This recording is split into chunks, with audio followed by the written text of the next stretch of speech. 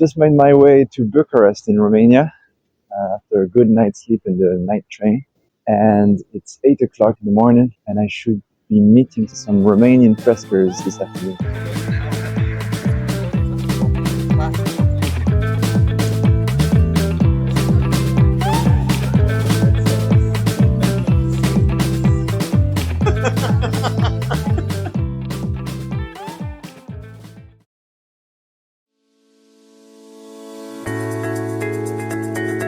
Alors bonjour Pierre, alors moi je suis Édouard, un Français installé en Roumanie depuis 15 ans.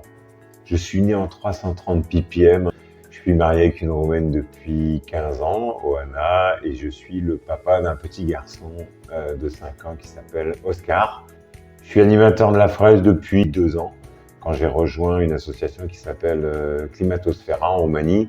Je suis l'une des 2 ceintures vertes de Roumanie. Donc au sein de Climatosfera, je m'occupe en fait de tous ces ateliers de sensibilisation. Il y a beaucoup d'ateliers français comme 2 tonnes, la fresque numérique. La fresque du climat, c'est la base avec laquelle on a commencé l'association. Aujourd'hui, on a atteint 200 animateurs. Il y a 2 ceintures vertes, 10, 15 ceinture orange maximum, donc on voit que c'est pas des grands volumes, mais il y a quand même 3000 personnes qui ont fait la fresque. Et si on se dit que c'était il y a 2 ans, c'est un chiffre qui est excellent dans un pays où le changement climatique n'est pas forcément un sujet qui est public ou qui est mis sur la table. Enfin, ce qui nous permet de progresser, c'est la présence d'un grand nombre d'entreprises françaises avec des noms connus et qui déjà ont déployé ce qu'ils avaient déployé en France. En fait, ils sont en train de le déployer aussi en Roumanie. Cette année, ça a été une année très bonne pour nous. On a réussi en fait à convaincre des sociétés étrangères de la faire, sans avoir entendu parler de la fresque ailleurs qu'en Roumanie. Donc ça a été notre petite victoire. Et l'autre point important, on a fait nos premières rentrées climat. On a découvert le phénomène rentrée climatique et les animateurs ont adoré. Ce qu'on se propose de faire en 2024, c'est d'élargir ça, de l'accélérer. Et puis de démarrer en fait la partie mandat climat. La Roumanie a la meilleure empreinte carbone, on est à 6,6 tonnes de CO2 par personne et par an. Donc si on regarde, c'est l'un des meilleurs chiffres en Europe. On va le prendre en 2 points. D'abord, on va parler du pays. Il faut juste vous rappeler que la Roumanie, c'est un pays qui est un ancien pays communiste dans les années 90. Et avec la chute du communisme, il s'est entraîné en fait une tertiarisation de l'économie. Notamment, on a vu arriver l'économie de l'informatique, donc qui représente quand même 7% du PIB en Roumanie. On est passé d'un pays qui émettait plus de 200 millions de tonnes de CO2 par an à moins de 80 millions de tonnes de CO2. On est aussi dans une situation où il faut savoir que la Roumanie est un producteur de pétrole et de gaz. Ça, c'est l'image au niveau du pays. Maintenant, si on s'intéresse au niveau de l'individu, la situation elle est paradoxale. Il faut savoir que c'est un pays pauvre qui est en pleine croissance. Donc, une partie de la population qui veut consommer. La voiture, c'est typiquement encore un élément de réussite sociale. Il faut avoir la voiture allemande, etc. Montrer qu'on consomme. Quand on va chez les gens, on vient toujours avec un cadeau. Le terme de sobriété, ça nous ramène dans les temps anciens communistes. On parle de planification écologique en France. Mais si vous parlez de planification à un Roumain, tout de suite l'image qu'il a, c'est l'image de ses parents, l'image communiste. Et l'un des exemples les plus drôles, c'est quand tu leur dis limiter la viande, ils vont tous se rappeler de l'anecdote qui tourne dans le pays, c'est quand Ceausescu, qui était le dictateur local, en fait, voulait rembourser l'ensemble des dettes du pays. Il avait en fait utilisé la production de viande qui était donc valorisée pour l'exporter, pour gagner des devises et rembourser plus vite sa dette. Et en fait, il encourageait les Roumains à manger en fait ce qu'ils appellent le salam de soya. Ouais, c'est du salami de soja. Donc, ce qui pour nous en France est censé être un truc écolo. Aujourd'hui, en fait, chez eux, ça les ramène en fait à un moment noir de leur histoire. Et puis, on n'est pas aidé. L'infrastructure, en fait, ici est faible. On parle pas de mobilité douce, très peu de pistes cyclables, une infrastructure ferroviaire qui est catastrophique. On parle de trains qui roulent à 30 km/h en moyenne en Roumanie. Voilà, donc ça, effectivement, clairement, ça aide pas. Effectivement, on a ce problème de la sobriété. Donc nous, on doit l'aborder complètement différemment, ce point-là. Et on doit juste leur rappeler ce que une grande majorité fait déjà. Manger local en Roumanie, c'est pas du tout un truc de bobo, écolo, etc.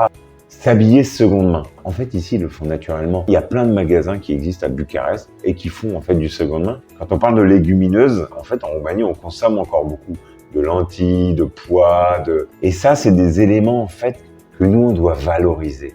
Un élément paradoxal aussi, c'est le financement des associations comme les nôtres. Pour se financer, en fait, une association, elle a que deux sources principales, donc c'est des fonds européens qui sont pas si faciles que ça à obtenir. Les entreprises sont vraiment encouragées à financer des ONG, notamment comme la nôtre.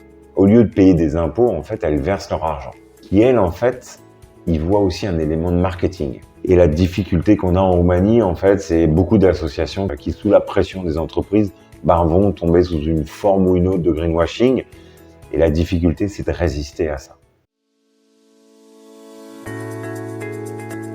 On est tiré par l'Europe. Comme on en parle en Europe et que les Roumains sont pro-européens, qui commencent à en parler, mais ce lien entre le changement climatique qui va affecter nos vies et leur propre réalité au jour le jour, c'est pas un sujet qui est sur la table. C'est pour ça qu'on s'est lancé. Quand tu es dans un pays en croissance, en fait, c'est le besoin de rattraper l'autre. Et l'autre, c'est l'Europe de l'Ouest. On a fait comme l'Europe cette année, c'est-à-dire on a eu des épisodes de sécheresse importants. D'ailleurs, on sort en fait d'un épisode de sécheresse et là, en fait, on est en train de rentrer dans un épisode d'inondation. Donc là, c'est finalement ce qu'on a vu en Europe. Après, on a fait comme tout le monde, on a battu nos records de chaleur. Contrairement à nos amis de la Grèce qui sont juste en bas de nous, en fait, qui ont connu beaucoup d'incendies, nous, on les a pas connus, en fait. On a été plutôt protégés cette année avec ça. Au sud de la Roumanie, en fait, coule le Danube, qui est l'une des plus grosses rivières d'Europe, et son niveau a baissé. Son impact, ça a été de 2 points. Un, ça a été la production de notre énergie hydro. Et puis l'autre partie, en fait, la Roumanie, c'est un des gros pays agricoles. C'est l'un des premiers producteurs de blé, l'un des premiers producteurs de maïs, plus grosse production de poulet d'Europe. Et cette année, il y a eu des blocages à un moment, en fait, avec des barges qui passaient pas. Et puis, un élément physique qui est visible, dans un pays qui se vante d'avoir une grande agriculture, on a le sud qui est en pleine désertification. Un agriculteur, quand il voit pousser du sable dans son champ, là, clairement, il est poussé à l'action. On va dire il y a 2 mauvaises nouvelles. C'est qu'aujourd'hui, on en a déjà parlé, mais on n'en parle pas.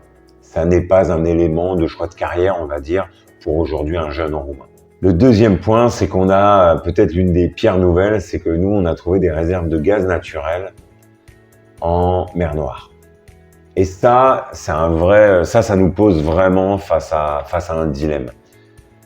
Comment, en fait, l'Europe peut interdire au pays le plus pauvre d'Europe de ne pas exploiter ses ressources pour se développer économiquement? Sachant qu'on doit arrêter.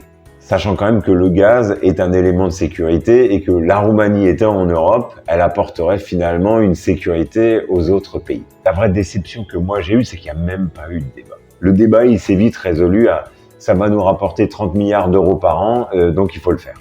Et là, on est vraiment dans ce plein paradoxe. Un petit mot sur la guerre. On partage notre frontière avec l'Ukraine. Quand il y a 2 ans, on arrivait à parler climat, c'était dans un climat apaisé. Quand la guerre est arrivée, elle a pris en fait un grand espace du cerveau. Si on s'amuse à reprendre cette théorie du donut, nous, on n'a pas encore réglé toute la partie sociale. Et juste parler climat, à mon avis, ne sera pas suffisant. Chaque mois, en fait, on organise des climato-cafés. Le dernier climato-café était vraiment un moment extraordinaire. C'est qu'on voit arriver des gens à nous et qui veulent agir. Eux aussi viennent avec leurs propres outils. Et en fait, l'idée de notre association, c'est vraiment de créer ce hub où on va retrouver en fait des solutions. Et ça, c'est quelque chose qui, moi, me fait plaisir, sachant que je suis moi-même en transition et que j'ai encore beaucoup de choses à faire.